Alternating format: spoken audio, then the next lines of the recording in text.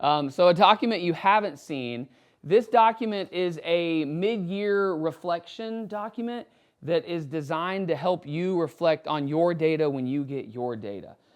So the purpose of this today is that whenever you go reflect on your data, you're not going through this for the first time. When it's your data and there's stakes involved and it's emotional and they're your kids and it's your instruction, there's no way to make that like perfectly not messy, right? Like it's a messy thing. We want to try to clean it up as much as we can. So we're going to go through this reflection tool today together so we can lean on each other, and then also using Miss Nope's data because it's not yours, right? We don't have that emotional connection to it in the same way that you're going to have an emotional connection to your data. One thing I want to say, you're not Miss Nope. You don't know Miss Nope's students. You don't know the ins and outs of her school, the environment, the qualitative things that are happening that have an impact on data as well.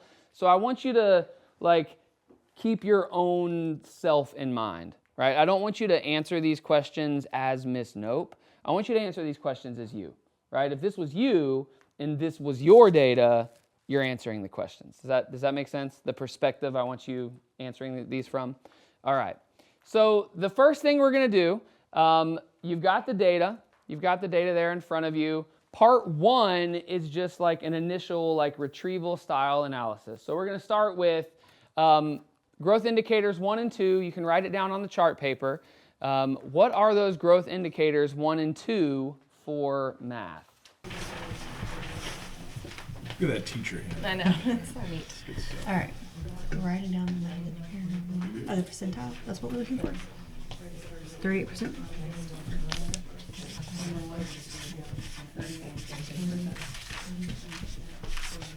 Seventeen. 17%. Okay.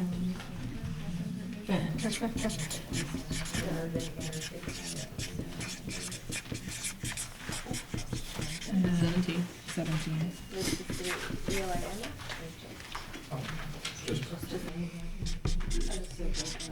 So 38% on face to learn numbers worth, or you can just do the 38% and then 17%. All right, so I see that y'all have it. Just a reminder, and I know we just looked at this. There's a couple of ways you can get it. Of course, you could go count up the checks and do the math yourself, but it's already there for you on both reports. On the subgroup report and the classroom profile, those growth indicators are there. This screenshot's different. This is an ELA screenshot. That's why those numbers are different than yours. Here's the math one. You all did it right. It's okay. All right. And you can see in that reflection guide, that's the first question of part 1. This reflection guide is designed, sort of with the biggest picture in mind, teachers that might teach both ELA and math. So some of these questions aren't as relevant for those of you that only teach math. That's why I only gave you the math data. I'm kind of going from that perspective today. But if you recall, and I can show you here, Miss Nope taught both ELA and math. And we did look at her ELA data in some earlier sessions. Miss Nope's ELA data was a bit of a different story than her math data. So there seemed to be far more groups of students that were gaining ground in Miss Nope's ELA than there were in math. And so I'm reminding you of that because that's going to help you answer this next question. So this next question, it's that number 2 on part 1. What might be different instructionally in math? What do you think might be going on in math that would speak to the difference in the data, the difference in those students that are gaining versus the students that are losing ground? So this is where we're starting to get into some of that instructional reflection. So what might be different instructionally in math? More time being spent in ELA than math. Content knowledge of the teacher. Learning gaps are more prevalent in math. Enough small group instruction, so if you see this many kids that are in the red, it could be that they're not using differentiation or scaffolding. Yeah. So if we're recording, so for me, I would probably say if I need to target these kids, maybe the instruction in my classroom or in this classroom needs more small group instruction to address some of the lower level students or the students at lower levels. So differentiation instruction or scaffolding some of the work that they're doing.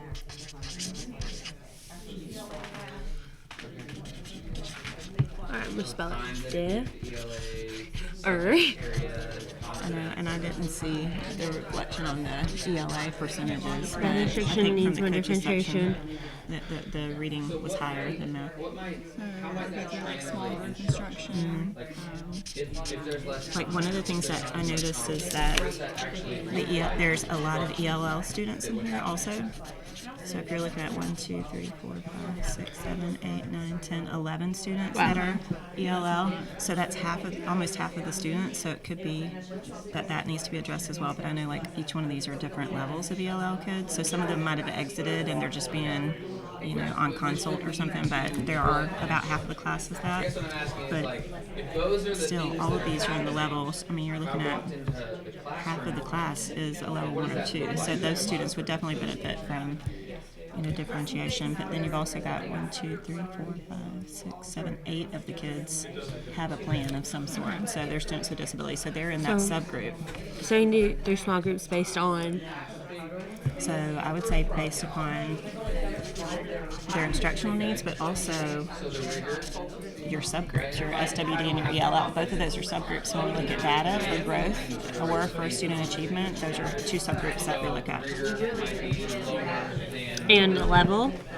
Is that what you say? 3 subgroups And their achievement level. and yeah. achievement level. Is it IE? Okay. Look, it's going on the poster. It has to be spelled right.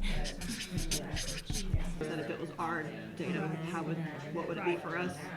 Mine is second block. I've already done it before. Right. I know it didn't work. Our first block. So you've adjusted your instruction based on your experience in the first block to show it in the second block to try to tweak it to make it better. And also, your time of day as far as the morning time, there's not an interruption for you guys. Second, which y'all do go to enrichment, so I was thinking that other. But we don't come back and teach after that, so it is like. Right, so you've got an uninterrupted block versus enrichment lunch, recess, block, Those are the things that I think they were talking about over their time of day, so as to how morning being fresh, coming in. The kids too. Right, how your groups are. All right, so number 3 on part 1 is designed to kind of give you some language in supporting the things you're thinking. Right? Sometimes like we have all of these thoughts that are sort of like like super conceptual in our heads, and it's hard to make it abstract enough or concrete enough to write it down. And so number 3 is going to help give some language around that. So there's kind of 3 options in number 3 that I want you to choose from. So based on those growth indicator statuses, that 38% of students are meeting growth indicator 1, 17% are meeting growth indicator 2, should Miss Nope keep doing what she's doing, or should you keep doing what you're doing? Should you adjust Tier 1 instruction to reach more students, or is it a more broad overall change rethinking Tier 1 instruction? Those are kind of summaries of what's actually there. You have that reflection guide in front of you if you want to read the full text for those 3 ideas. So as a group, I want you to talk about those, thinking about the data, and then choose one of those options. Should we keep doing what we're doing? Should we make some tweaks to reach more students? Or should it be a more larger rethinking of Tier 1 instruction as a whole? At first, I would have said rethink or make adjustments to Tier 1 instruction because, like we just said, based on small groups or subgroups. But then when you look at who's hitting indicator 2, like are they growing quickly enough? Then you've only got 4 kids out of 25. So really, it needs to be a more broad, like what's going on in your Tier 1 instruction, like what's happening during explicit instruction, and then maybe move to this part. But I like that you focused on growth indicator 2 for that question. Right, because like maintaining a percentile is good enough, right? Or that's good, not good. That's not what I meant. It's good. Like that's our minimum goal, but that learning quickly enough is really getting to what we need to have happen in the classroom. I mean there are a lot of greens, but they're super small. Yeah, you're looking at just little tiny bits of growth. So, but I think if you do that, you're really if you're doing the third one, you're really also doing the The second one. Yeah, so if you start here, I feel like if you're focusing here, you can still move into that. Like you're kind of covering both How do you the want to third write and the it? second one. I would have to write that. I mean, I would say start with rethink my core instruction and then include, because that would go back to what we said here based on their subgroups, like if they're students with disabilities or if they have different needs. Because like if they don't have a plan, but they still have a need for a small group, then we would still be adjusting those. So rethink core tier 1 instruction. Because then you are making that adjustment. And I feel like we should put the rationale, like how many students? Only four. Students are growing quickly enough. So talk to me about some of the adjustments that we need. Like, why do we need to have some adjustments? What are those going to look like? Because we need to get the higher kids, the 3, 4s, and 5s pushed, Okay. which is what we've said. We want to increase our percentage. Yeah. Which percentage? 17. The 17. Okay. So in looking at students, like how many students is that 17? Shannon did math quick. Well, it's your growth indicator too. 3, 4. Yeah, it's only 4. Yeah, so like 17%, like sounds a lot bigger than 4 students, right? So 4 students. Okay. Just make it worse. Sorry. So thinking about, so like adjust tier 1 instruction, were you thinking like the second option or the third option there? The last option. Okay, so like the rethinking, right? Like, okay, I got you.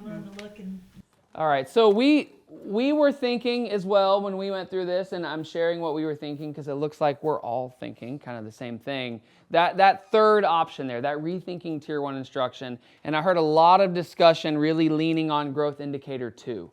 Really leaning on growth indicator 2, that 17%, that's only 4 students. Only 4 students are learning quickly enough.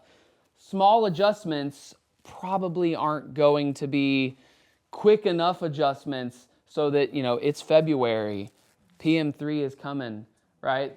Small adjustments probably aren't going to be enough. It's not just that we need to reach more students, we need to reach all of our students. You know, for the most part, we're not reaching most students, so that rethinking is kind of where everybody landed. So